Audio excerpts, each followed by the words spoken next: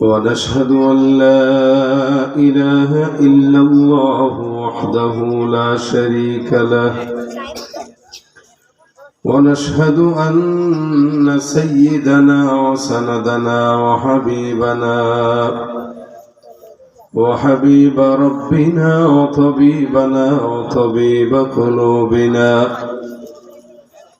ومولانا محمدا عبده ورسوله صلى الله عليه وعلى آله وأصحابه وبارك وسلم تسليما كثيرا الذي أرسله الله تعالى بالحق بشيرا ونذيرا وداعيا إلى الله بإذنه وسراجا منيرا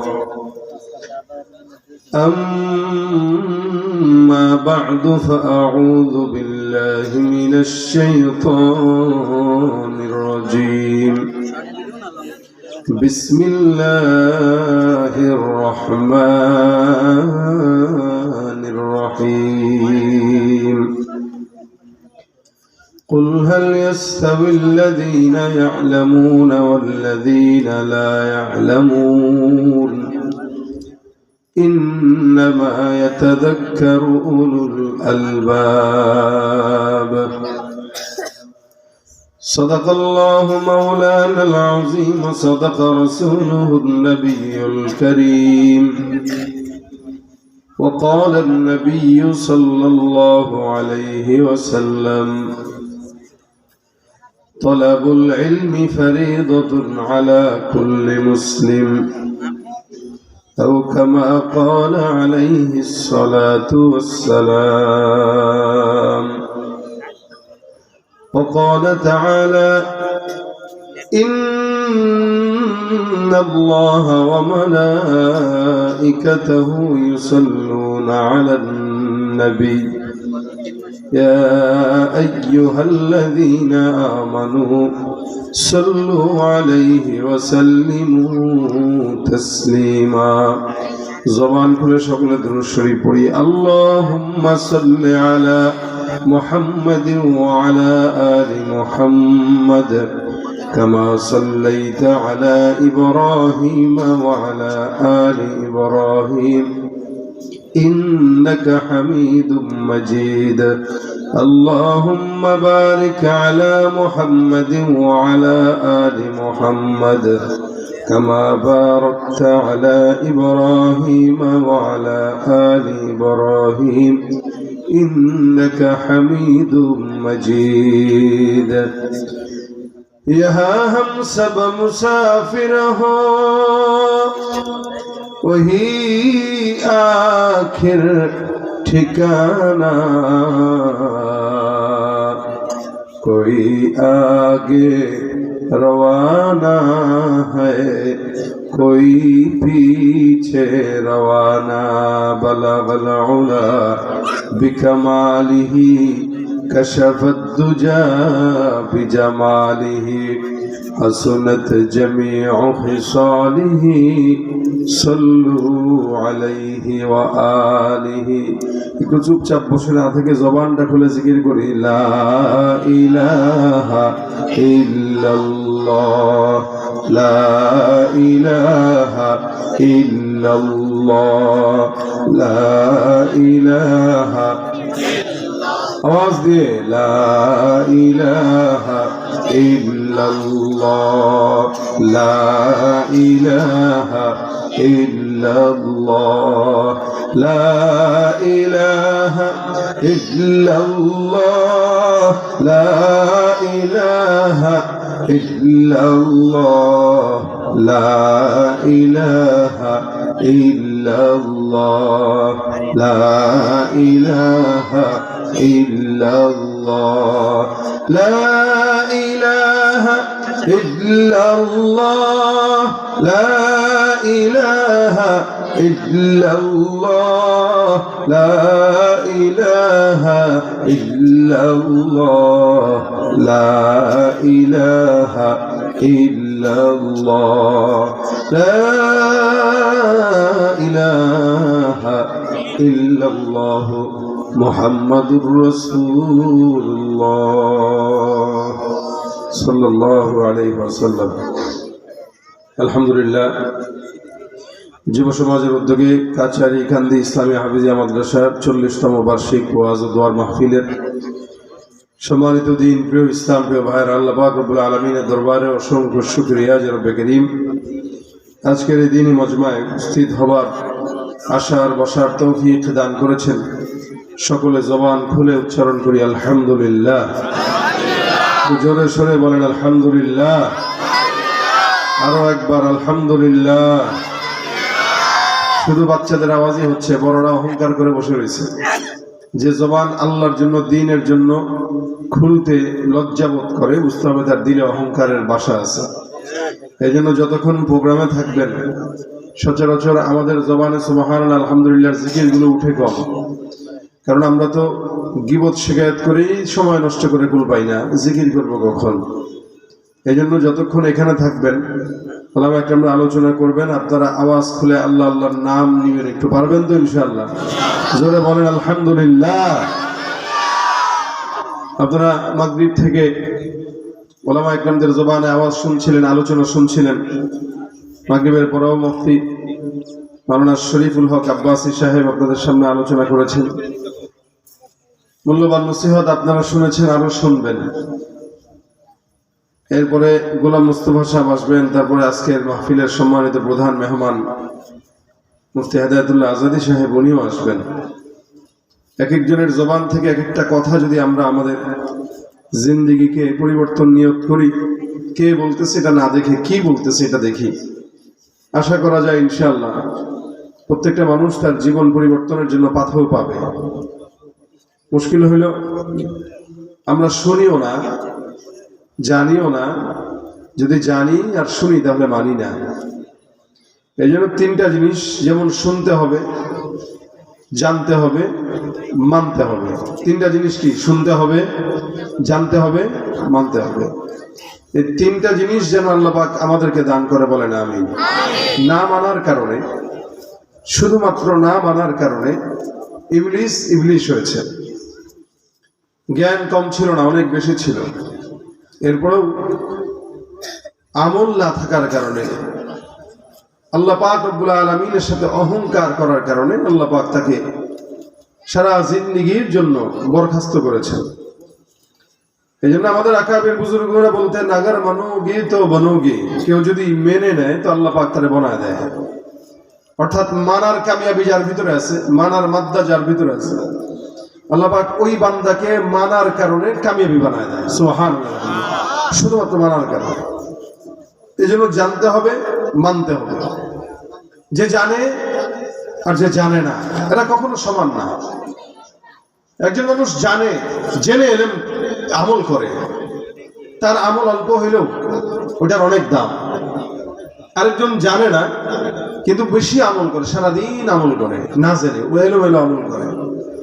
তো সারাদিন না জেনে আমল করার কারণে তার ইবাদত আল্লাহর কাছে কবুল হবে না। কারণ ও টাইম জানে না, সময় জানে না, সিস্টেম বুঝে না, কেমনে ডাকতে হবে ওইটাও জানে না। এই এলেম না থাকার কারণে তার আমল সারা জিন্দেগি করলেও কখনো কখনো ওইটা বরকতহীন হয় এবং ওইটা নষ্ট হয়। এই জন্য জানার অনেক দাম। আল্লাহ পাক এই কারণে বলেছেন, কুল হাল ইয়াস্তাবিল্লাযীনা ইয়ালামুন ওয়াল্লাযীনা লা ইয়ালামুন। নবী আপনি বলুন, যারা জানে আর যারা জানে না, এরা কি কখনো সমান হতে পারে? আল্লাহ পাক প্রশ্ন করতেছেন। নবী আপনি বলুন, যারা জানে আর যারা জানে না, এরা কি কখনো সমান হতে পারে? তার মানে কখনো কখনো কোনো প্রশ্নের ভিতরেই জবাব লুকিয়ে থাকে। দেখবেন অনেক ক্ষেত্রে আমাদের মাদ্রাসায় পড়েছি আমরা, অনেক সময় প্রশ্ন উত্তর পরীক্ষার হলে যখন প্রশ্ন সামনে এসেছে, একটু ভালো করে যদি প্রশ্নটা পড়া যায় তাহলে দেখবেন ওই প্রশ্নের ভিতরেই জবাব লুকায় থাকে অনেক ক্ষেত্রে। কিন্তু গবেট যারা, এরা এটা বের করতে পারে না। যারা জ্ঞানী, ওরা প্রশ্ন থেকেই উত্তর বের করে ফেলে।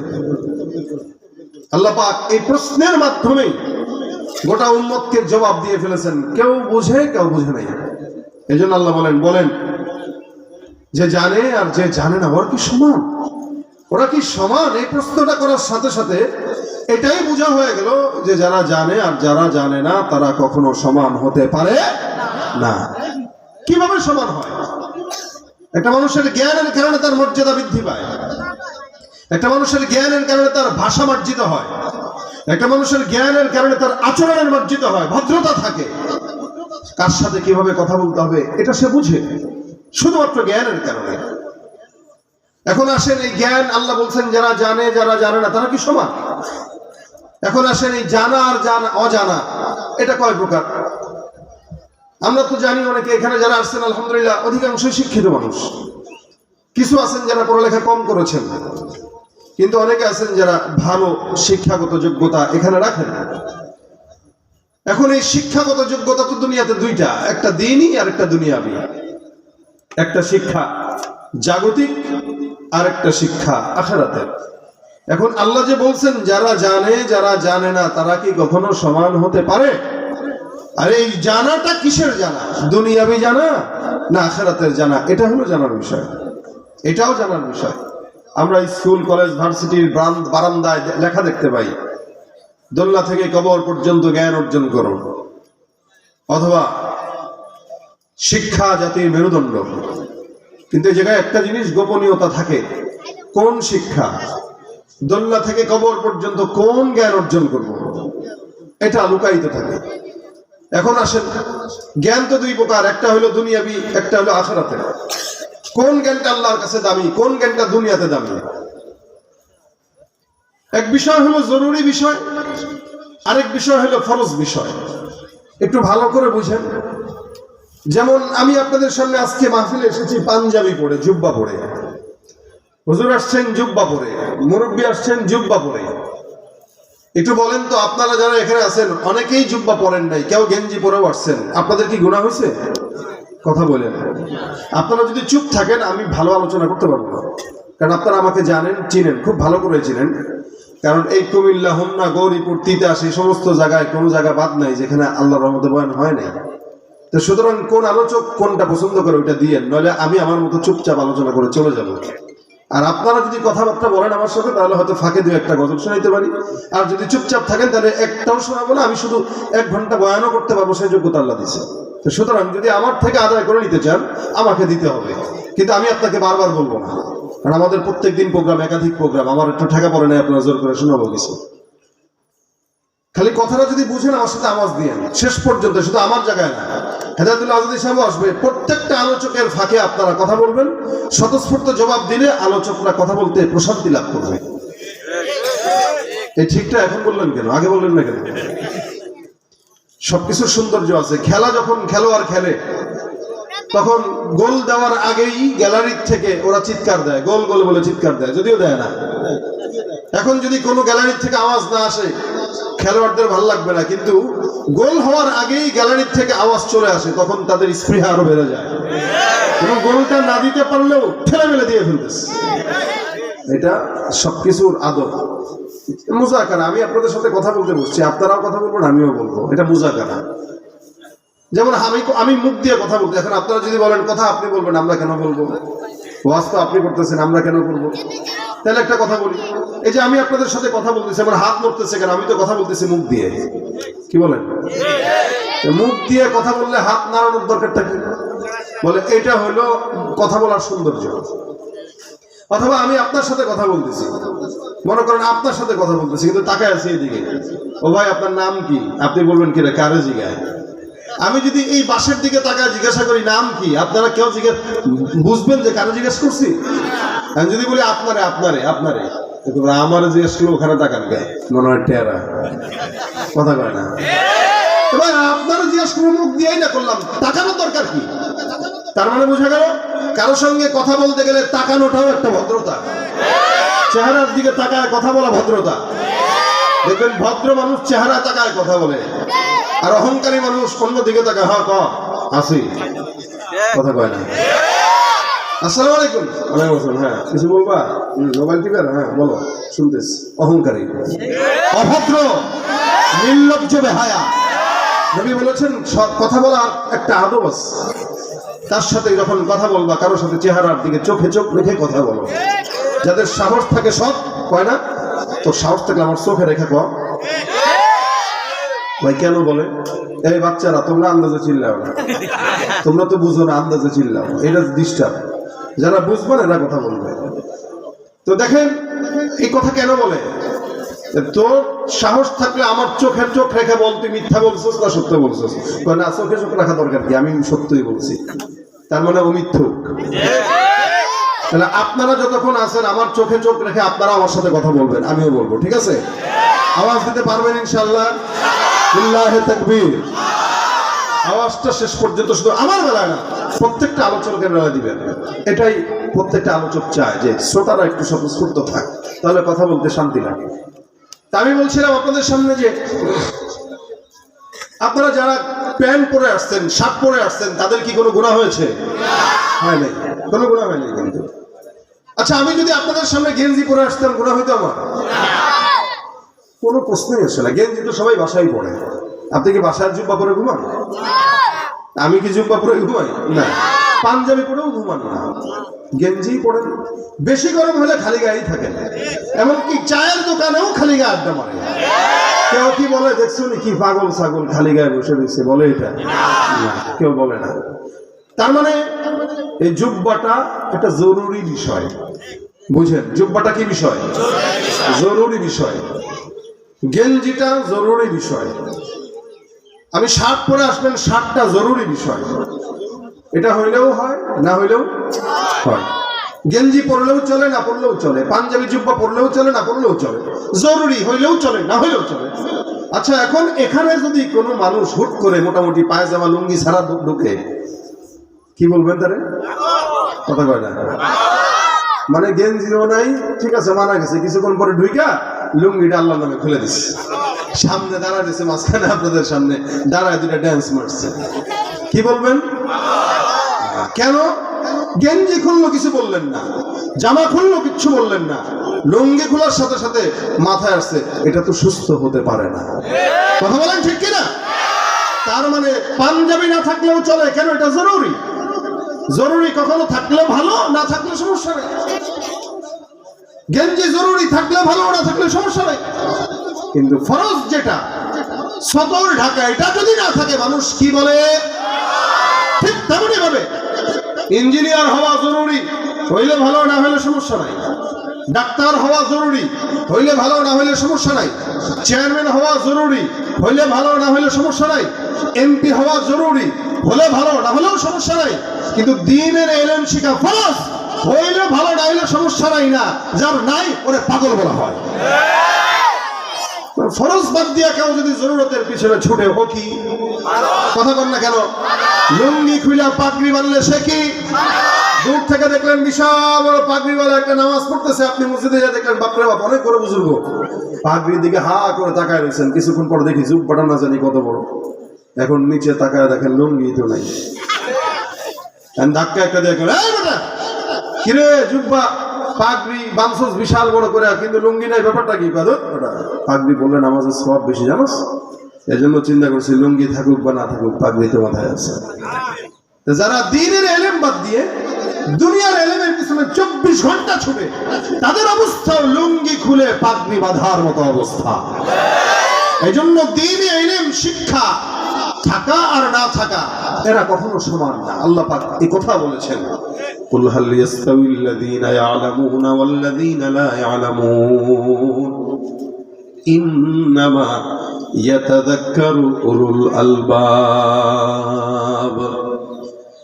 আমার আল্লাহ পাক রব্বুল আলামিন বলেন, যারা জানে, যারা দ্বীনের ইলম জানে না, এরা কখনো সমান হতে পারে না। আর এই যে কথাটা আমি আল্লাহ বললাম, এই সমস্ত উপদেশ কেবলমাত্র যারা জ্ঞানী, যাদের দিমাগ আছে, তারাই এই সমস্ত জ্ঞানগুলো গ্রহণ করে নেয়। ভাইরা আমার, নবী করিম সাল্লাল্লাহু আলাইহি সাল্লাম বলেছেন, এই কারণে এই যে দ্বীনের ইলমটা আমি আপনাদেরকে এতক্ষণ পর্যন্ত বুঝাইলাম, জরুরত এক জিনিস, ফরজ আর এক জিনিস। দ্বীনের ইলম অর্জন করা কোনো জরুরতের বিষয় নয়, এটা ফরজ বিষয়। বলেছি আগেই, জরুরত হইলেও চলে, না হইলেও চলে, কিন্তু ফরজ যেটা এটা কোনোদিন না থাকলে চলে না, এটা বান্দার জন্য লাগবে, আবশ্যক। দেখেন না, আল্লাহ পাক রব্বুল আলামিন কোরআনে এই কারণে বলেছেন, আর রহমান আল্লামাল কোরআন খালাকাল ইনসান। এই জায়গাটা আল্লাহ পাক রব্বুল আলামিন আগে বলেছেন, দয়াময় আল্লাহ আল্লামাল কোরআন, মানুষকে কোরআন শিক্ষা দিয়েছেন। এরপরে আল্লাহ পাক রব্বুল আলামিন মানুষ সৃষ্টি করেছেন। আর রহমান আল্লামাল কোরআন খালাকাল ইনসান। আমার আল্লাহ পাক এই জায়গায় আগে মানুষকে কোরআন শিক্ষা দিয়েছেন, তারপরে মানুষ বানিয়েছেন, এই কথা বললেন। আগেই তো মানুষকে আল্লাহ পাক সৃষ্টি করেছেন, তারপরেই না কোরআন শিখিয়েছেন। এটাই না বলা দরকার ছিল, আমি আল্লাহ আগে মানুষ বানাইলাম, তারপরে মানুষকে কোরআন শিখাইলাম। কিন্তু আল্লাহ পাক রব্বুল আলামিন এই জায়গায় আগে শিখানোর কথা বললেন, তারপরে সৃষ্টির কথা বললেন।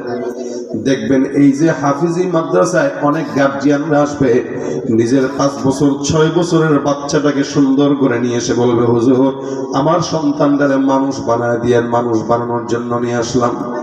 আরে ভাই, ছোট্ট একটা মানুষের বাচ্চা নিয়ে আসলো, জলজন্ত, কোন গরুর বাচ্চা নিয়ে আসে নাই, বিড়ালের বাচ্চাও নিয়ে আসে নাই, ছাগলের ছানাও নিয়ে আসে নাই, মানুষের বাচ্চা নিয়ে আসার পর বলতেছে, হুজুর মানুষ বানায় দেন। তার মানে বোঝা গেল এটা যদিও মানুষের দেখা যায়, কিন্তু মানুষ হইতে পারে নাই। যতক্ষণ কোরআনের জ্ঞান না শিখবে, ইলম না শিখবে, ততক্ষণ পর্যন্ত এই বান্দাটাকে মানুষ বলা যায় না।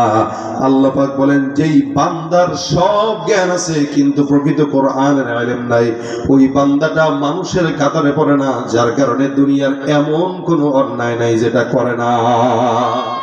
যার কারণে একটা দুনিয়াবি শিক্ষায় শিক্ষিত মানুষ ঘুষও খায়, সুদও খায়, সুদের টাকা খায়, আবার এটাকে ইন্টারেস্ট নাম পাল্টায় দিয়া খায়, আছে না নাই?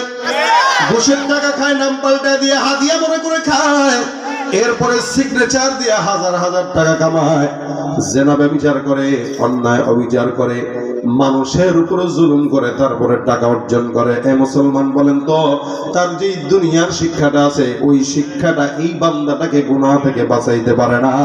আর যার ভিতরে কোরআনের ইলম আছে, ওই কোরআনের সহিহ ইলম বান্দাটাকে গুনাহ করতে দেয় না, ঠিক কিনা? কোরআনের জ্ঞান বান্দাকে কখনোই গুনাহ করতে দেয় না, আর দ্বীনের জ্ঞান বান্দাকে গুনাহ ছাড়তে দেয় না।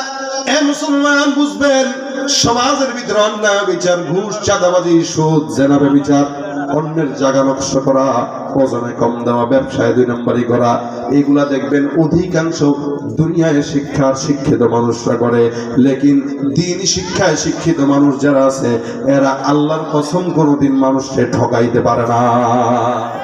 আমাদের সমাজে যদি ডাক্তাররা ইঞ্জিনিয়ার হইতো, ডাক্তার ইঞ্জিনিয়াররা যদি কোরআনের ইলম শিখতো, কোন ডাক্তার যদি বুনিয়াদী শিক্ষা ইলম অর্জন করতো, দ্বীন অর্জন করতো, কোরআনের জ্ঞান অর্জন করতো, আল্লাহর কসম করে বলতে পারি যে এই সমস্ত ডাক্তাররা দ্বীনের ইলমের সঙ্গে জড়িত, এই সমস্ত দাড়িওয়ালা টুপিওয়ালা ডাক্তাররা কোনোদিন কসাই হয়ে মানুষকে জবাই করে না। কিন্তু শুধু ডাক্তার যারা, দেখবেন হাসপাতালে যেতে দেরি কিন্তু একটার পর একটা টেস্ট দিয়া জনগণকে জবাই করার জন্য তৈয়ার থাকে, ঠিক কিনা? ওরা হলো দেশের লাগি মহামারীর মতন ফাইলে